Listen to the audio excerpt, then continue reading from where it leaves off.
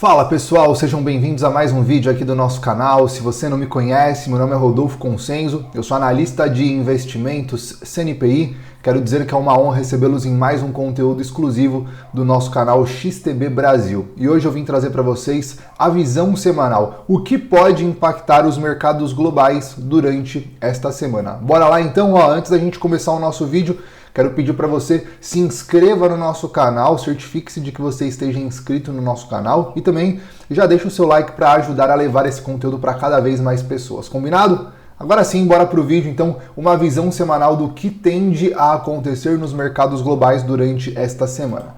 Vamos lá, pessoal, quero lembrá-los, que nós estamos retornando de uma semana onde nós tivemos uma movimentação singela de alta para os principais índices globais, principalmente da América e da Europa.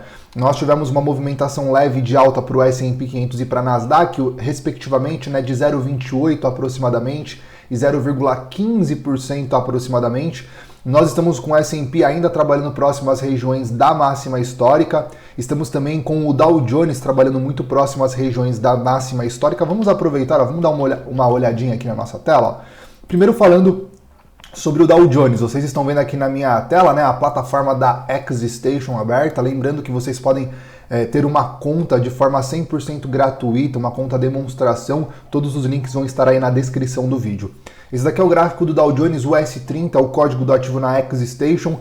Estamos olhando o gráfico de uma hora e vocês podem ver ali uma consolidação bastante grande, muito próximo às regiões da máxima histórica. O Dow Jones, ele tem aqui como sendo a principal lateralização as nossas regiões de topo e as nossas regiões de fundo. Ele conseguiu fazer o rompimento por uma vez dessa consolidação, aonde ele projetou, basicamente o tamanho dessa lateralização aqui para cima, vindo buscar como alvo. E agora ele volta a trabalhar dentro dessa consolidação, ok? Mais uma vez, qualquer um dos rompimentos vão gerar alvos tanto para baixo, basicamente, a projeção dessa lateralização para baixo, quanto para cima. A projeção dessa lateralização aqui para cima, como vocês estão observando, como já aconteceu outras vezes, certo? O S&P 500, trabalhando então próximo às regiões da máxima histórica, também um pouco mais consolidado. Vocês estão vendo o gráfico do S&P 500 no diário, também um pouco mais consolidado. Temos ali uma região de suporte próxima aos 5.734, uma região de resistência próxima aos 5.820 também. Ele continua trabalhando nessa zona, nessa faixa de preço. E a Nasdaq, que não está tão próximo assim às suas máximas históricas, mas também trabalhando numa movimentação parecida com o S&P e com o Dow Jones, bastante lateralizado. Então, como eu disse para vocês anteriormente, a movimentação de alta foi singela na semana passada, mas mesmo assim não perdeu valor. Isso que importa, Isso é uma das situações mais importantes.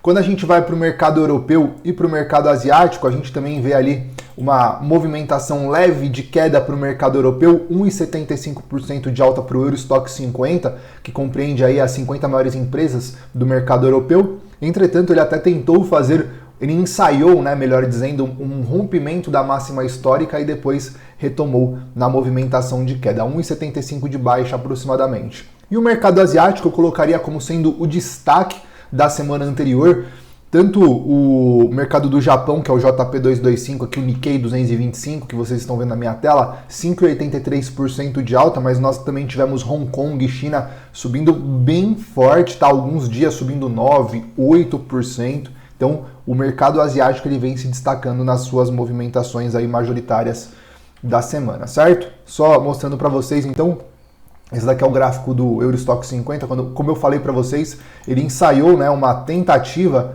de rompimento aqui das máximas históricas, comparado com os níveis de preço anterior, mas depois apresentou aí a movimentação de queda posteriormente, certo? Nós também temos outros ativos no mercado europeu, como o mercado da DAX, que é o principal índice da Alemanha, também temos o CAC 100, o principal índice do Reino Unido, mas o que teve mais destaque mesmo para ter uma sensibilidade da movimentação de preço do mercado europeu é o Eurostock 50. E no mercado asiático, como eu comentei com vocês, esse daqui é o gráfico do mercado do Japão, o principal índice do Japão, também em movimentações fortes de alta. Nós estamos vendo o gráfico semanal, que é uma forte movimentação aí já histórica, de alta. A gente pode colocar no gráfico diário para ter uma sensibilidade um pouco melhor acerca da movimentação que o ativo apresentou na semana anterior. ok? Senhoras e senhores, vamos retomar então aqui a nossa análise. Nós tivemos o dólar apresentando uma movimentação de alta de 2%. O dólar que trabalhou bastante aquela região de suporte que a gente vinha comentando com vocês ali próximo aos 100.500. Ele teve dificuldade para perder bastante, trabalhou muito.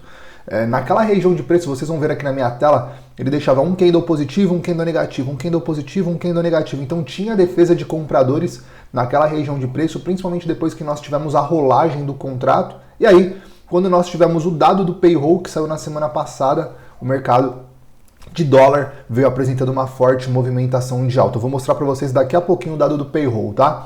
E o ouro também apresentou uma movimentação leve de queda 0,23. A gente sabe, né, que a movimentação de alta do dólar tende a pressionar um pouquinho o ouro para baixo, mas nós estamos numa perspectiva do mercado americano, onde possíveis cortes de taxa de juros tendem a beneficiar metais preciosos, que é o que vem acontecendo com o ouro. Então, por mais que o ouro tenha caído na semana anterior, não se confunda, tá? A movimentação do ouro ainda é de alta e o ouro ainda trabalha próximo às suas máximas históricas. Vamos lá no gráfico para a gente observar? Vamos primeiro falar sobre o gráfico aqui do...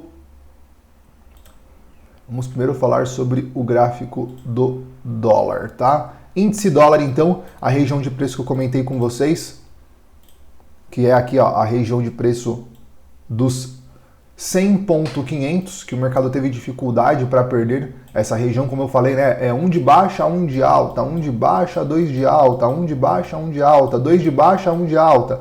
E aí depois o mercado, como não conseguiu perder essa região de preço, compradores veio apresentando uma forte movimentação de alta. Inclusive, algo interessante, senhoras e senhores, é que o mercado rompeu essa região de topos anteriores, que era uma região que ele estava com dificuldade de ganhar. A primeira movimentação de queda que ele bateu no 100 e 500, ele testou uma vez, caiu. Testou a segunda vez, caiu. E na terceira ele conseguiu fazer o rompimento. Agora prestar atenção numa possível bipolaridade, né, entre suporte e resistência dessa região. Uma região que era resistência anterior foi rompido, na volta ele pode virar um suporte para a continuação da movimentação de alta. Lembrando que o macro ainda nos diz dólar para baixo, né? O movimento macro ainda nos diz dólar para baixo devido ao corte de taxa de juros nos Estados Unidos. Mas vamos analisar um contexto geral, um contexto global, a gente vai comentando com vocês dia a dia, certo?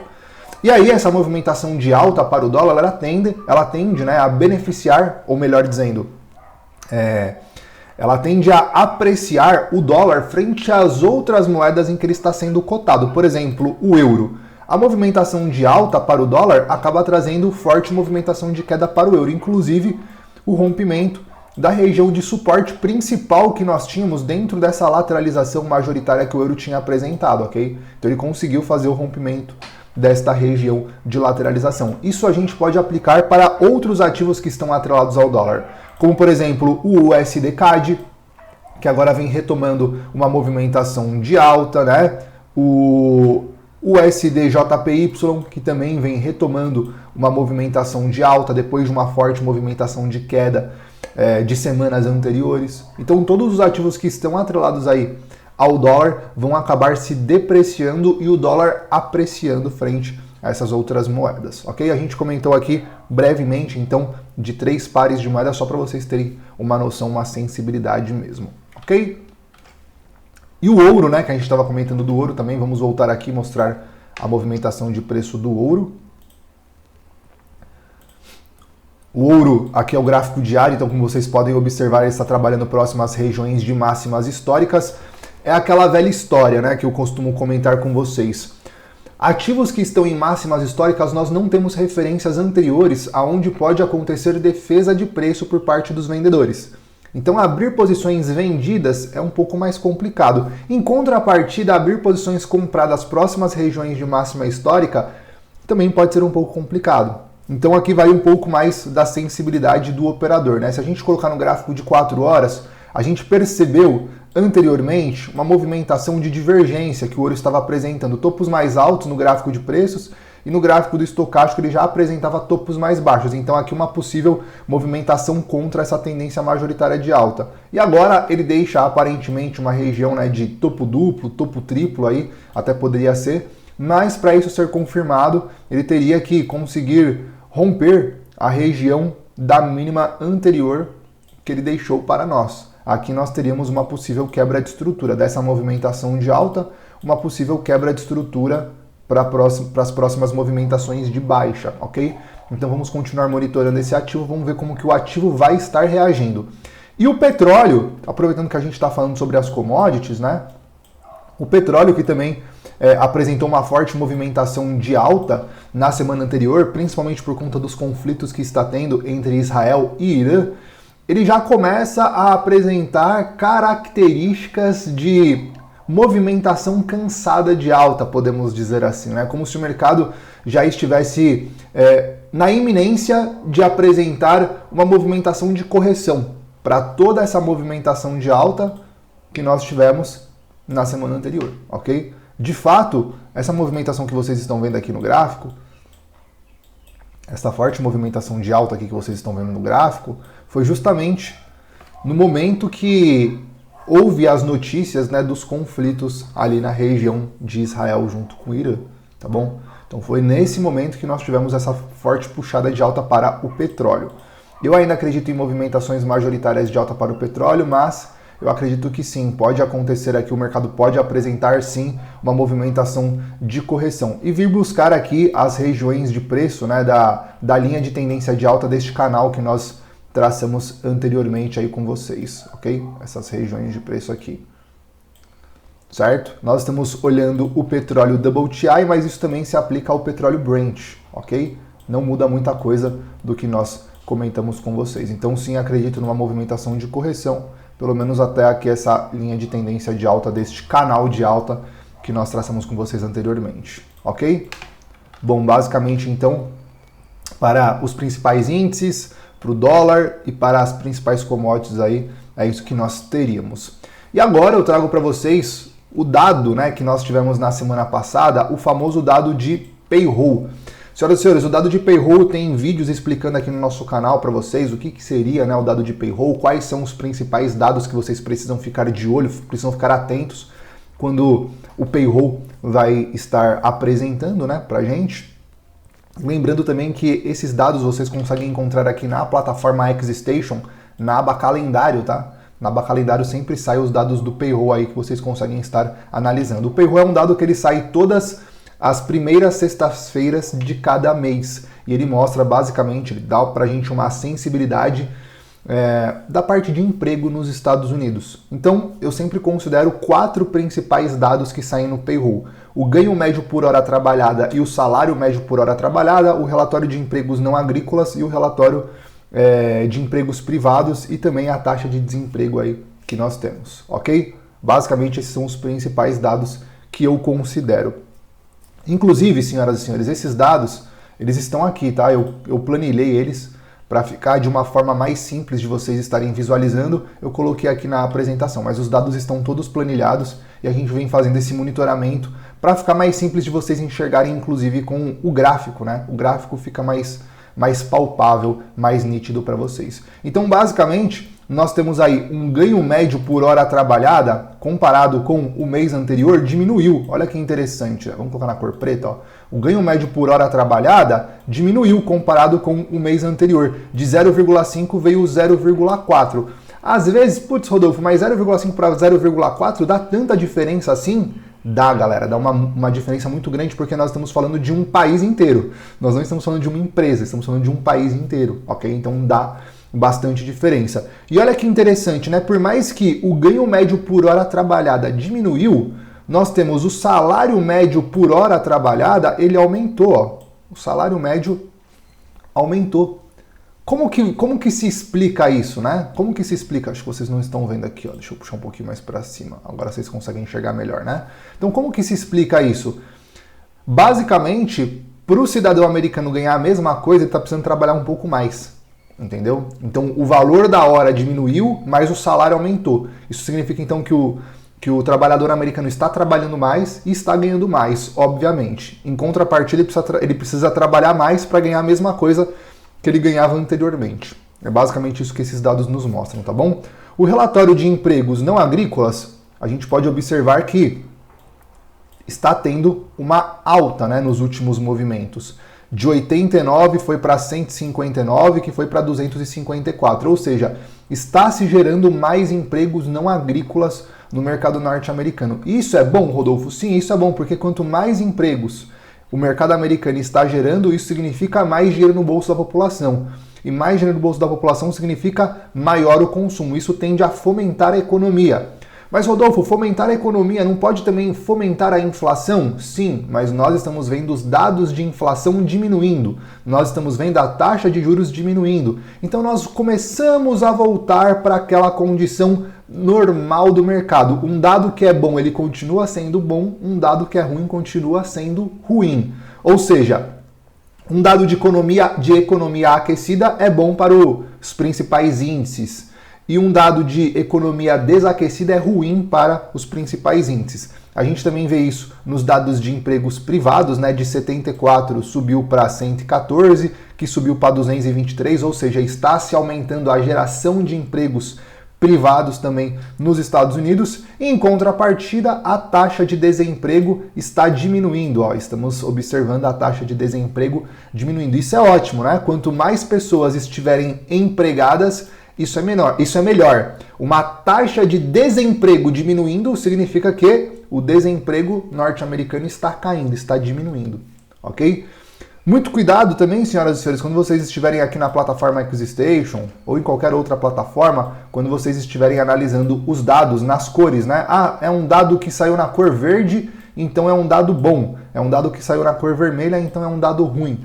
Nem sempre é nesse formato que vocês vão estar vendo, ok? Por exemplo, o dado de desemprego, ele pode sair na cor vermelha porque ele veio menor do que o anterior, tá vendo? Começou a vir menor que o anterior, então ele pode sair na cor vermelha, mas isso não significa que é ruim, isso significa que veio menor do que o anterior, ponto.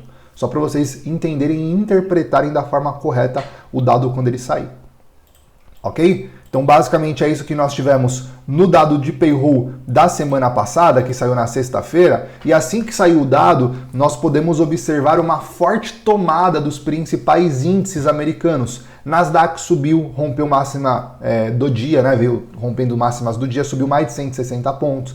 S&P subiu também, movimentação forte de alta. Só que o interessante é que quando sai um dado, vamos dizer assim, um dado macroeconômico, o mercado ele costuma confluir por uma combinação de movimento, que é alta de bolsa e queda de dólar, ou ao contrário, alta de dólar e queda de bolsa. Nesse dado do payroll, nós tivemos uma movimentação forte de alta para os principais índices, ou seja, alta para as bolsas, e o dólar também apresentou movimentação de alta. Então nós vimos o S&P subindo, a Nasdaq subindo, entretanto, alta de dólar acabou empurrando o euro para baixo, acabou empurrando o ouro para baixo também.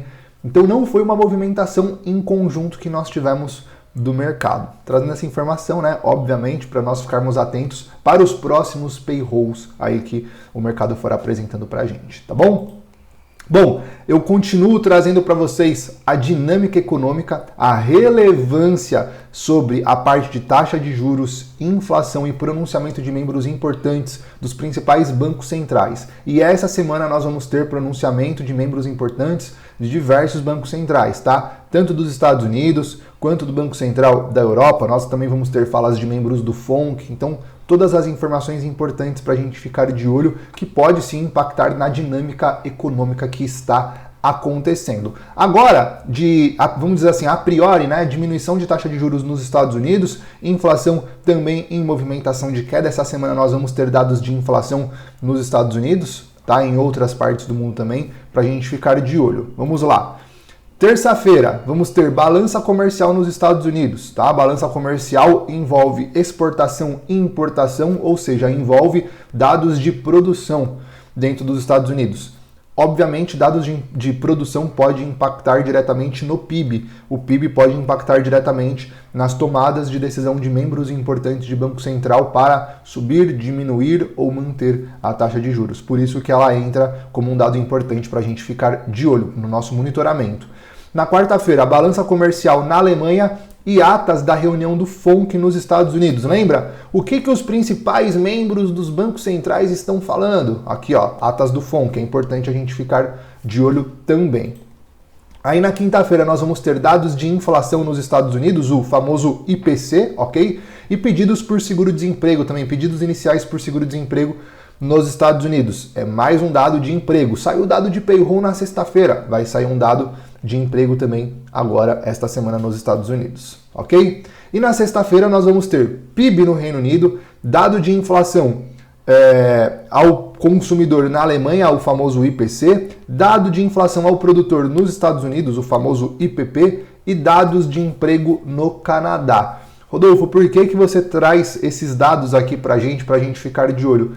Por exemplo, dados de emprego no Canadá, o que tende a afetar? Além do principal índice do Canadá, basicamente, ok? Mas também tende a impactar a moeda do Canadá. Por exemplo, o USD-CAD. Para quem monitora esse par de moeda, o USD-CAD, é importante ficar de olho.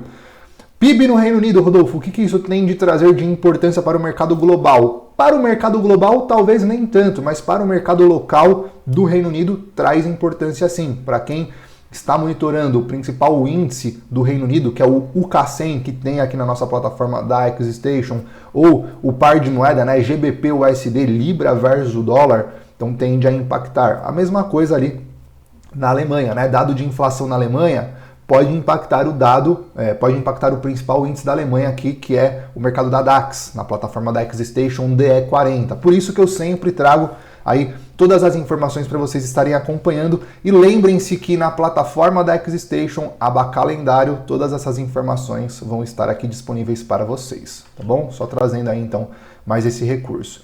E também nós temos balanços de empresas importantes durante essa semana. Eu trago aqui as três principais, que é a PepsiCo, JP Morgan e Wells Fargo. Nós temos aqui no nosso canal as análises dessas três empresas que vocês podem estar conferindo, tá? O Wells Fargo, galera, é um banco muito interessante, tá? É um banco que... Bom, depois vocês dão uma olhadinha aqui na análise que nós fizemos, que está aqui no nosso canal, tá? Um banco muito interessante. JP Morgan, um dos maiores bancos do mundo, tá? Também um banco muito interessante. Para mim, o Wells Fargo está mais interessante do que JP Morgan por conta da precificação do banco JP Morgan, mas também é um excelente banco.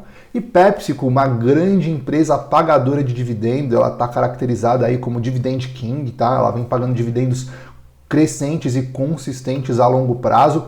É uma ótima opção para todos os perfis de investidores, desde aqueles que, Rodolfo, estou começando agora no mercado, será que PepsiCo é para mim? Renda passiva, você está procurando renda passiva em dólar? PepsiCo é uma baita empresa. Está procurando diversificação? PepsiCo é uma baita empresa devido, né, à diversificação que ela tem dentro dos seus produtos ali que são comercializados, ok? Então, senhoras e senhores, como eu disse para vocês, né, basicamente aqui na plataforma da XStation nós temos aqui as informações, deixa eu mostrar para vocês a movimentação do gráfico da PepsiCo, né? Esse daqui é o gráfico da PepsiCo. Então a gente percebe, né, que toda empresa que é uma boa pagadora de dividendo, ela costuma trabalhar aí de forma um pouco mais lateralizada antes dela começar a retomar uma possível movimentação, né? Então esse daqui é a empresa, o gráfico da empresa PepsiCo. Aqui nas informações de instrumento, nós também temos algumas informações que depois vocês podem, que vocês podem estar conferindo aí acerca da empresa, tá? Então fica a dica para vocês. E o JP Morgan e o Wells Fargo, vou mostrar aqui para vocês também, ó.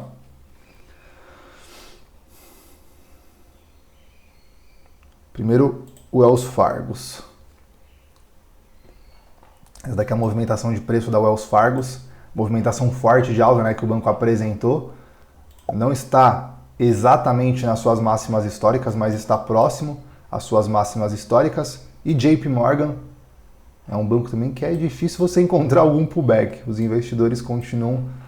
O JP Morgan está nas máximas históricas. Os investidores continuam aí tomando fortemente os dois bancos por serem excelentes opções aí, como eu disse para vocês, tá? Cabe o estudo, cabe vocês revisarem aí o conteúdo que tem disponível para vocês aqui no nosso canal, fechou? Espero que vocês tenham gostado. Um forte abraço, nos vemos no próximo vídeo. Valeu!